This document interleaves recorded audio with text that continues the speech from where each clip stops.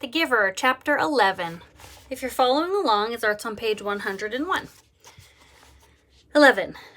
Jonas felt nothing unusual at first. He felt only the light touch of the old man's hands on his back.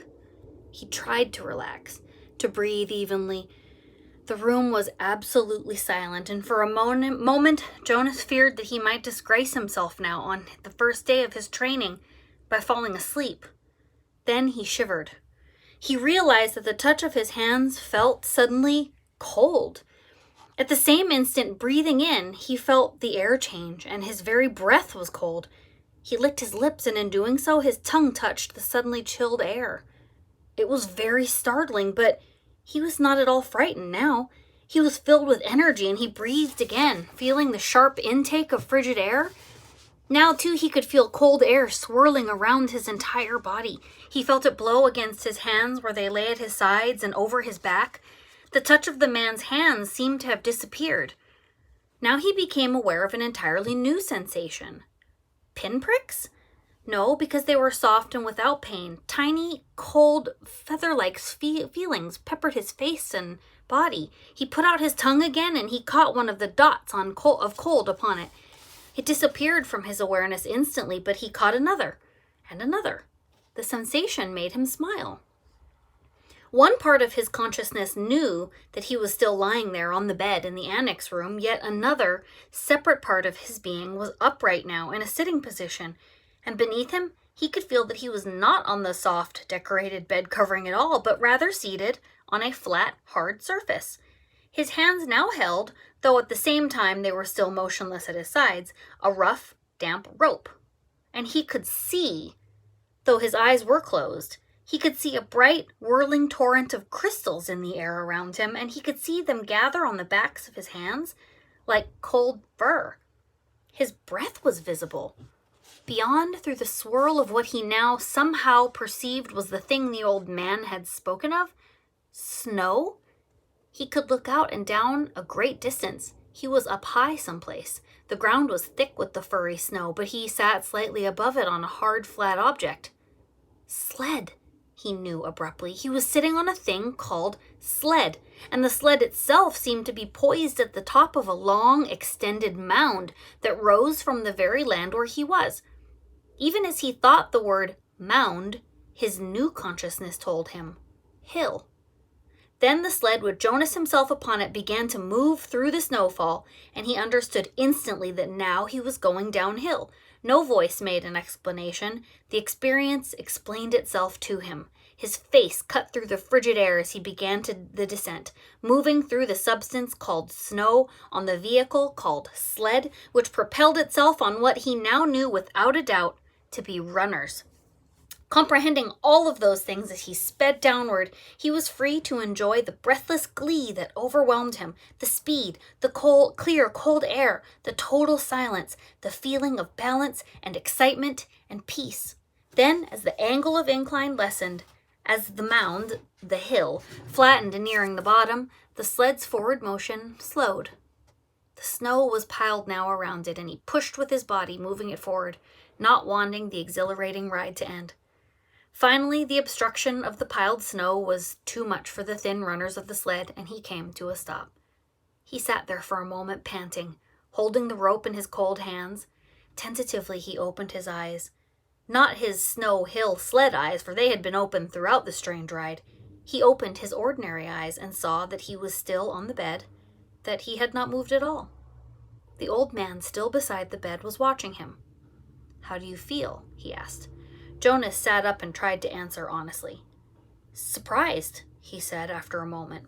The old man wiped his forehead with his sleeve. "Phew," he said. "It was exhausting, but even transmitting that tiny memory to you, I think it lightened me just a little." "Do you mean, you did say I could ask questions?" The man nodded, encouraging his question. "Do you mean that now you don't have the memory of that ride on the sled anymore?" "That's right. A little weight off this old body." "But it was such fun, and now you don't have it anymore? I took it from you." But the old man laughed. "All I gave you was one ride, on one sled, in one snow, on one hill."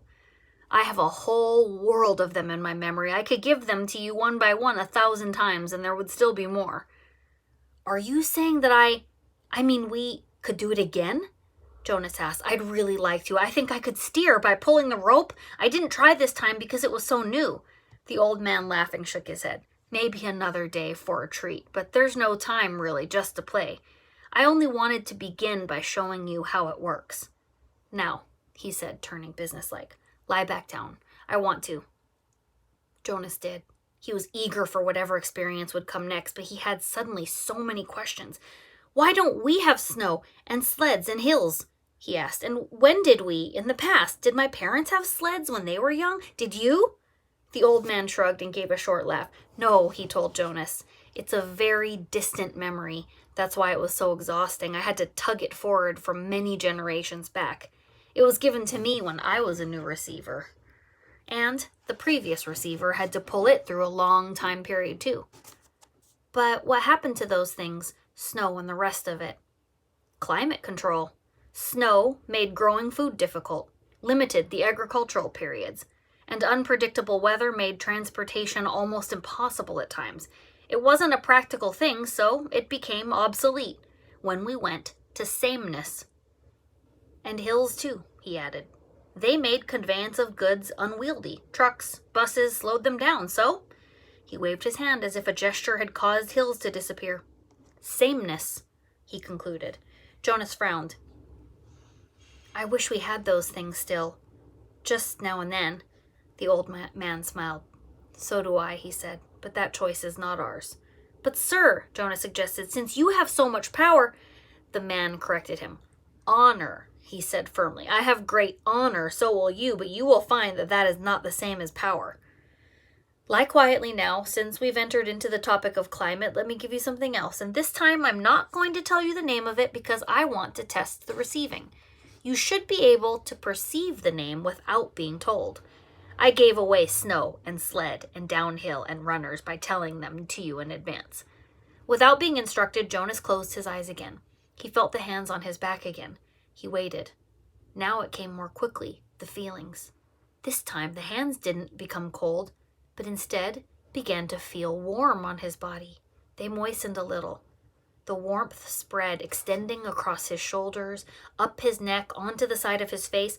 He could feel it through his clothed parts, too, a pleasant, all-over sensation, and when he licked his lips this time, the air was hot and heavy.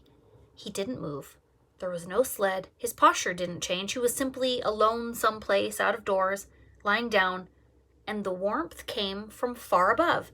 It was not as exciting as the ride through the snowy air, but it was pleasurable and comforting. Suddenly, he perceived the word for it.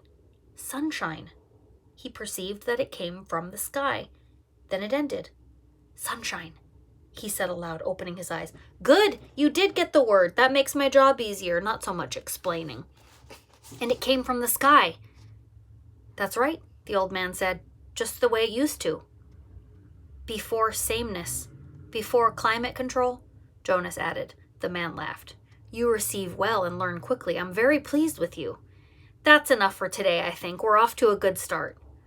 There was a question bothering Jonas. Sir, he said, the chief elder told me, she told everyone, and you told me too, that it would be painful, so I was a little scared, but it didn't hurt at all. I really enjoyed it. He looked quizzically at the old man. The man sighed. I started you with memories of pleasure. My previous failure gave me the wisdom to do that. He took a few deep breaths. Jonas, he said, it will be painful, but it need not be painful yet. I'm brave, I really am. Jonas sat up a little straighter. The old man looked at him for a moment. He smiled. I can see that, he said. Well, since you asked the question, I think I have enough energy for one more transmission. Lie down once more. This will be the last today. Jonas obeyed cheerfully. He closed his eyes, waiting, and felt the hands again. Then he felt the warmth again, the sunshine again, coming from the sky of this other consciousness that was so new to him. This time, as he lay basking in the wonderful warmth, he felt the passage of time. His real self was aware that it was only a minute or two, but his other, memory-receiving self felt hours pass in the sun. His skin began to sting. Restlessly, he moved one arm, bending it, and felt a sharp pain in the crease of his inner arm at the elbow. "Ouch!" he said loudly and shifted on the bed. "Ow!" he said, wincing at the shift, and even moving his mouth to speak made his face hurt. He knew there was a word, but the pain kept him from grasping it. Then it ended. He opened his eyes, wincing with discomfort. "It hurt," he told the man, "and I couldn't get the word for it." "It was sunburn," the old man told him. "It hurt a lot," Jonas said, "but I'm glad you gave it to me. It was interesting, and now I understand better what it meant that there would be pain." The man didn't respond. He sat silently for a second. Finally, he said, "Get up now. It's time for you to go home." They both walked to the center of the room. Jonas put his tunic back on. "Goodbye, sir," he said. "Thank you for my first day." The old man nodded to him. He looked drained and a little sad. "Sir?" Jonas said shyly. "Yes? Do you have a question?" "It's just that I don't know your name. I thought you were the receiver, but you say that now I'm the receiver, so I don't know what to call you." The man had sat back down in the comfortable upholstered chair. He moved his shoulders around as if to ease away an aching sensation. He seemed terribly weary. "Call me the Giver," he told Jonas.